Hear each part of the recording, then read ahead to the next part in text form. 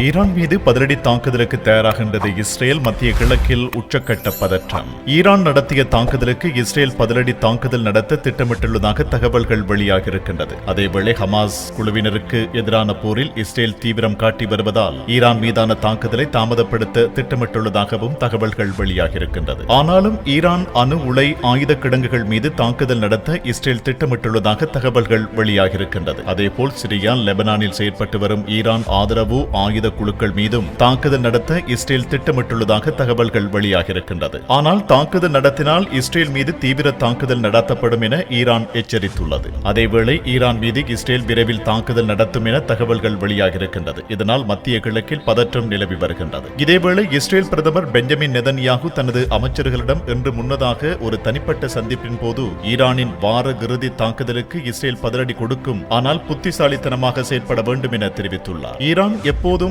தாக்குதல் வரும் என்று தெரியாமல் பதற்றத்துடன் காத்திருக்க வேண்டும் என்றும் அவர் குறிப்பிட்டுள்ளார். அது இஸ்ரேலை ஈரான் செய்ய வைத்தது போல் என்று தெரிவித்துள்ளார். ஒரு மூத்த இஸ்ரேலிய அதிகாரி இஸ்ரேல் ஈரானுக்கு பதிலளிக்கும் என்றும் அது எப்போது, எங்கு என்பது மட்டுமே கேள்வி என்றும் கூறுகின்றார்.